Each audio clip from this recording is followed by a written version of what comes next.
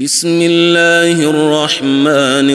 الرحيم. الحمد لله الذي أنزل على عبده الكتاب ولم يجعل له عوجا قيما لينذر بأسا شديدا من لدنه ويبشر المؤمنين الذين يعملون الصالحات أن لهم أجرا حسنا ماكثين فيه أبدا وينذر الذين قالوا اتخذ الله ولدا ما لهم به من علم ولا لآبائهم كبرت كلمة تخرج من أفواههم إن يقولون إلا كذبا فلعلك باخع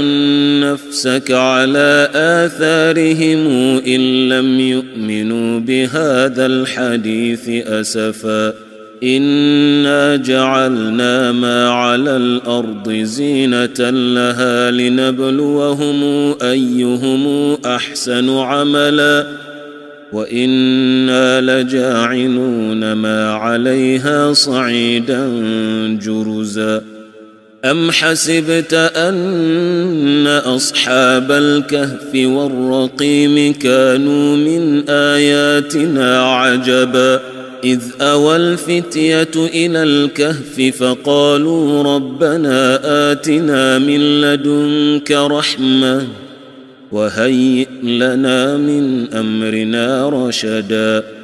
فضربنا على آذانهم في الكهف سنين عددا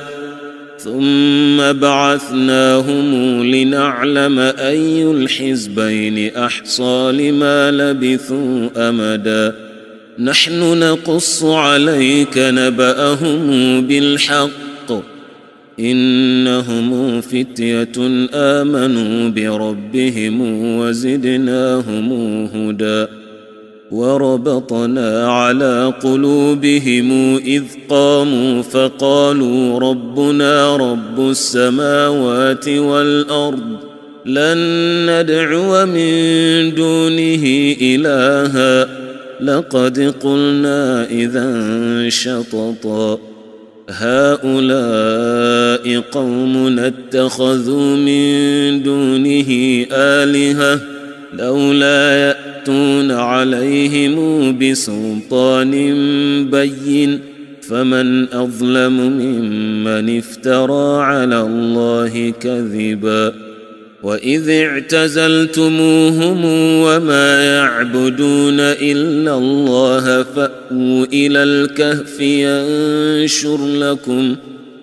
فأووا إلى الكهف ينشر لكم ربكم من رحمته ويهيئ لكم من أمركم مرفقا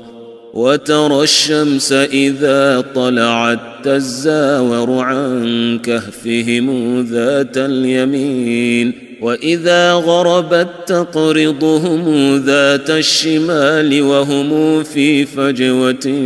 منه ذلك من آيات الله من يهد الله فهو المهتد ومن يضلل فلن تجد له وليا مرشدا وتحسبهم أيقاظا وهم رقود ونقلبهم ذات اليمين وذات الشمال وكلبهم باسط ذراعيه بالوصيد لو اطلعت عليهم لوليت منهم فرارا ولملئت منهم رعبا وكذلك بعثناهم ليتساءلوا بينهم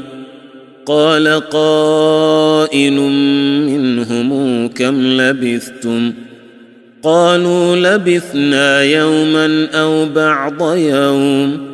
قالوا ربكم أعلم بما لبثتم فابعثوا أحدكم بورقكم هذه إلى المدينة فلينظر أيها أزكى طعاما فليأتكم برزق منه وليتلطف ولا يشعرن بكم أحدا إنهم إن يظهروا عليكم يرجموكم أو يعيدوكم في ملتهم ولن تفلحوا إذا أبدا وكذلك أعثرنا عليهم ليعلموا أن وعد الله حق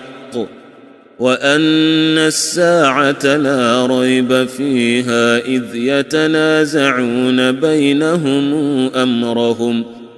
فقالوا بنوا عليهم بنيانا ربهم أعلم بهم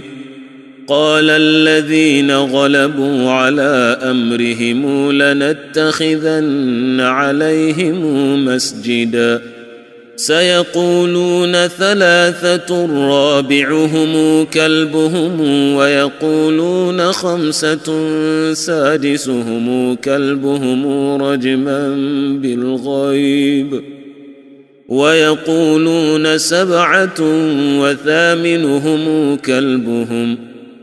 قل ربي أعلم بعدتهم ما يعلمهم إلا قليل فلا تمار فيهم إلا مراء ظاهرا ولا تستفت فيهم منهم أحدا ولا تقولن لشيء إني فاعل ذلك غدا إلا أن يشاء الله واذكر ربك إذا نسيت وقل عسى أن يهديني ربي لأقرب من هذا رشدا ولبثوا في كهفهم 300 سنين وازدادوا 9 قل الله أعلم بما لبثوا له غيب السماوات والأرض أبصر به وأسمع ما لهم من دونه من ولي ولا يشرك في حكمه أحدا واتل ما أوحي إليك من كتاب ربك لا مبدل لكلماته ولن تجد من دونه ملتحدا واصبر نفسك مع الذين يدعون ربهم بالغداة والعشي يريدون وجهه ولا تعد عيناك عنهم تريد زينة الحياة الدنيا ولا تطع من أغفلنا قلبه عن ذكرنا واتبع هواه وكان أمره فرطا وقل الحق من ربكم فمن شاء فليؤمن ومن شاء فليكفر إنا أعتدنا للظالمين نارا أحاط بهم سرادقها وإن يستغيثوا يغاثوا بماء كالمهل يشوي الوجوه بئس الشراب وساءت مرتفقا إن الذين آمنوا وعملوا الصالحات إنا لا نضيع أجر من أحسن عملا أولئك لهم جنات عدن تجري من تحتهم الأنهار يحلون فيها من أساور من ذهب ويلبسون ثيابا خضرا من سندس وإستبرق متكئين فيها على الأرائك نعم الثواب وحسنت مرتفقا. واضرب لهم مثلا رجلين جعلنا لأحدهما جنتين من أعناب وحففناهما بنخل وجعلنا بينهما زرعا كلتا الجنتين آتت أكلها ولم تظلم منه شيئا وفجرنا خلالهما نهرا وكان له ثمر فقال لصاحبه وهو يحاوره أنا أكثر منك مالا وأعز نفرا ودخل جنته وهو ظالم لنفسه قال ما أظن أن تبيد هذه أبدا وما أظن الساعة قائمة ولئن رددت إلى ربي لأجدن خيرا منهما منقلبا. قال له صاحبه وهو يحاوره أكفرت بالذي خلقك من تراب ثم من نطفة ثم سواك رجلا لكن هو الله ربي ولا أشرك بربي أحدا. ولولا إذ دخلت جنتك قلت ما شاء الله لا قوة إلا بالله إن ترني أنا أقل منك مالا وولدا فعسى ربي أن يؤتيني خيرا من جنتك ويرسل عليها حسبانا من السماء فتصبح صعيدا زلقا أو يصبح ماؤها غورا فلن تستطيع له طلبا وأحيط بثمره فأصبح يقلب كفيه على ما أنفق فيها وهي خاوية على عروشها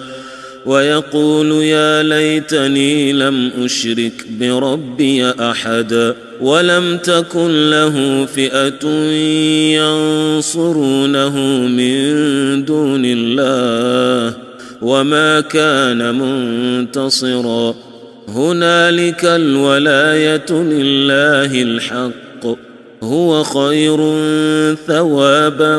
وخير عقبا. واضرب لهم مثل الحياة الدنيا كماء إن أنزلناه من السماء فاختلط به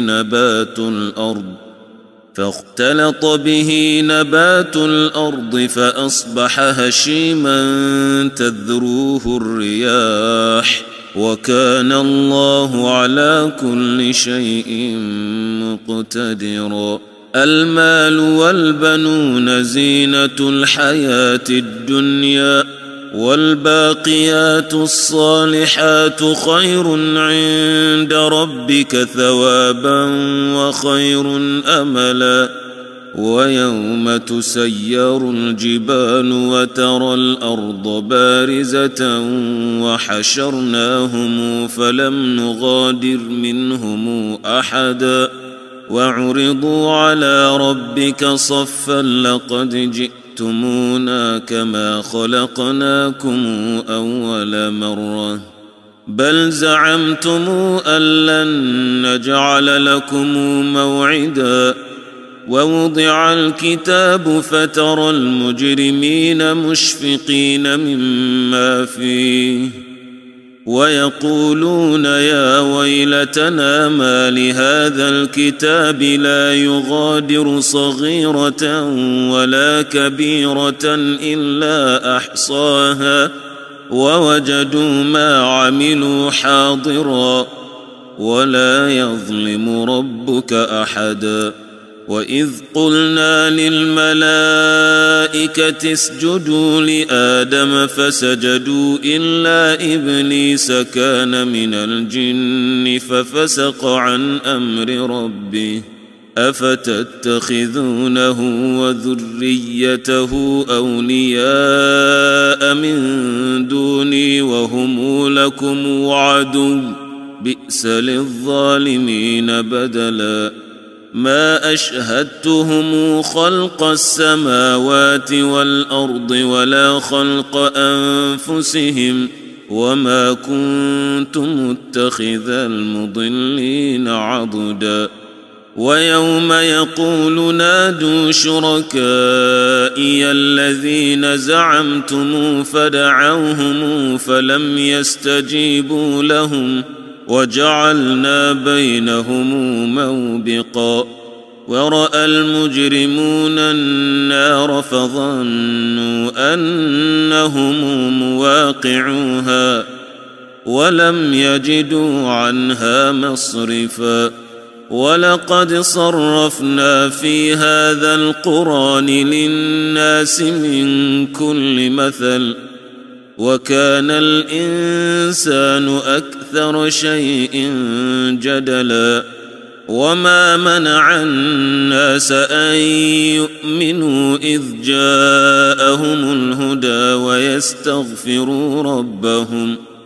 ويستغفروا ربهم إلا أن تأتيهم سنة الأولين أو يأتيهم العذاب قبلا وما نرسل المرسلين إلا مبشرين ومنذرين ويجادل الذين كفروا بالباطل ليدحضوا به الحق واتخذوا آياتي وما أنذروا هزؤا ومن أظلم ممن ذكر بآيات ربه فأعرض عنها ونسي ما قدمت يداه إنا جعلنا على قلوبهم أكنة أن يفقهوه وفي آذانهم وقرا وإن تدعهم إلى الهدى فلن يهتدوا إذن أبدا وربك الغفور ذو الرحمة لو يؤاخذهم بما كسبوا لعجل لهم العذاب بل لهم موعد لن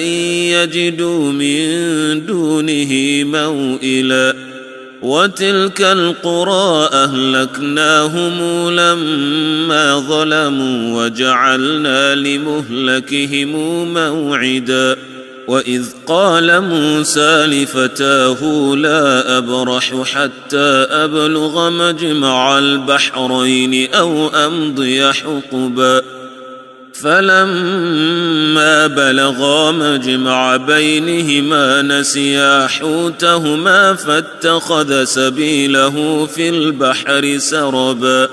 فلما جاوزا قال لفتاه آتنا غداءنا لقد لقينا من سفرنا هذا نصبا قال أرأيت إذ أوينا إلى الصخرة فإني نسيت الحوت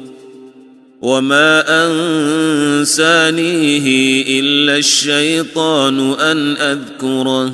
واتخذ سبيله في البحر عجبا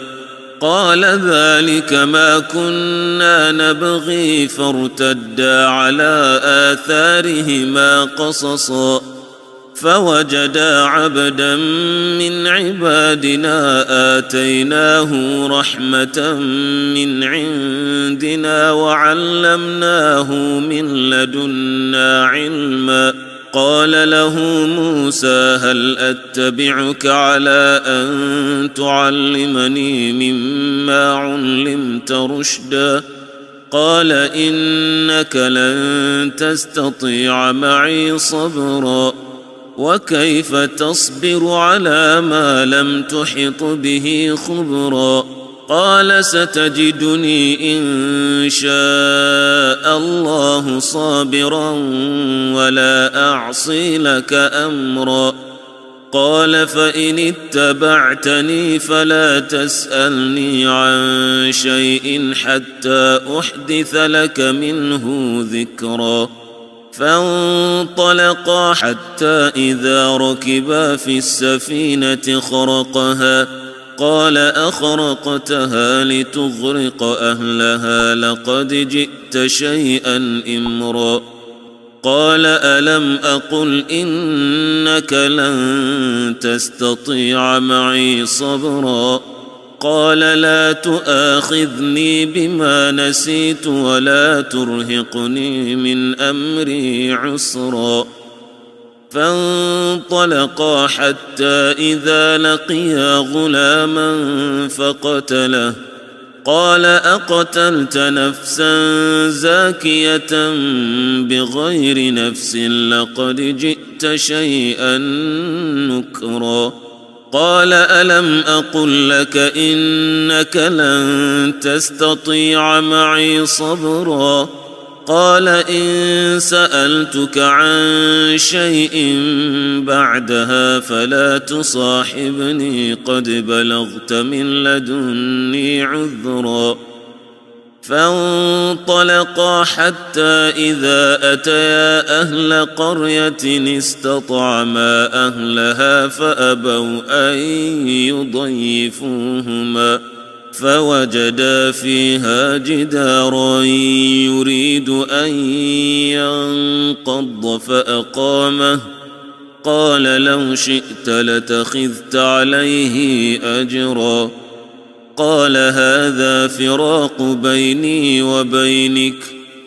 سأنبئك بتأويل ما لم تستطع عليه صبرا. أما السفينة فكانت لمساكين يعملون في البحر فأردت أن أعيبها وكان وراءهم ملك يأخذ كل سفينة غصبا. وأما الغلام فكان أبواه مؤمنين فخشينا أن يرهقهما طغيانا وكفرا فأردنا أن يبدلهما ربهما خيرا منه زكاة وأقرب رحما. وأما الجدار فكان لغلامين يتيمين في المدينة وكان تحته كنز لهما وكان أبوهما صالحا فأراد ربك أن يبلغا أشدهما ويستخرجا كنزهما رحمة من ربك وما فعلته عن أمري ذلك تأويل ما لم تسطع عليه صبرا. ويسألونك عن ذي القرنين قل سأتلو عليكم منه ذكرا. إنا مكنا له في الأرض وآتيناه من كل شيء سببا فاتبع سببا حتى إذا بلغ مغرب الشمس وجدها تغرب في عين حمئة ووجد عندها قوما قلنا يا ذا القرنين إما أن تعذب وإما أن تتخذ فيهم حسنا. قال أما من ظلم فسوف نعذبه ثم يرد إلى ربه فيعذبه عذابا نكرا. وأما من آمن وعمل صالحا فله جزاء الحسنى وسنقول له من أمرنا يسرا. ثم اتبع سببا حتى إذا بلغ مطلع الشمس وجدها تطلع على قوم لم نجعل لهم من دونها سترا كذلك وقد أحطنا بما لديه خبرا ثم اتبع سببا حتى إذا بلغ بين السدين وجد من دونهما قوما لا يكادون يفقهون قولا قالوا يا ذا القرنين إن ياجوج وماجوج مفسدون في الأرض فهل نجعل لك خرجا على أن تجعل بيننا وبينهم سدا قال ما مكنني فيه ربي خير فأعينوني بقوة أجعل بينكم وبينهم ردما آتوني زبر الحديد حتى إذا ساوى بين الصدفين قال انفخوا حتى إذا جعله نارا قال آتوني أفرغ عليه قطرا فما استطاعوا أن يظهروه وما استطاعوا له نقبا قال هذا رحمة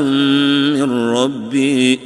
فإذا جاء وعد ربي جعله دكا وكان وعد ربي حقا وتركنا بعضهم يومئذ يموج في بعض ونفخ في الصور فجمعناهم جمعا وعرضنا جهنم يومئذ للكافرين عرضا الذين كانت أعينهم في غطاء عن ذكري وكانوا لا يستطيعون سمعا أفحسب الذين كفروا أن يتخذوا عبادي من دوني أولياء إنا أعتدنا جهنم للكافرين نزلا قل هل ننبئكم بالأخسرين أعمالا الذين ضل سعيهم في الحياة الدنيا وهم يحسبون أنهم يحسنون صنعا أولئك الذين كفروا بآيات ربهم ولقائه فحبطت أعمالهم فلا نقيم لهم يوم القيامة وزنا ذلك جزاؤهم جهنم بما كفروا واتخذوا آياتي ورسلي هزؤا إن الذين آمنوا وعملوا الصالحات كانت لهم جنات الفردوس نزلا خالدين فيها لا يبغون عنها حولا قل لو كان البحر مدادا لكلمات ربي لنفد البحر قبل أن تنفد كلمات ربي ولو جئنا بمثله مددا قل إنما أنا بشر مثلكم يوحى إلي أنما إلهكم إله واحد فمن كان يرجو لقاء ربه فليعمل عملا صالحا ولا يشرك بعبادة ربه أحدا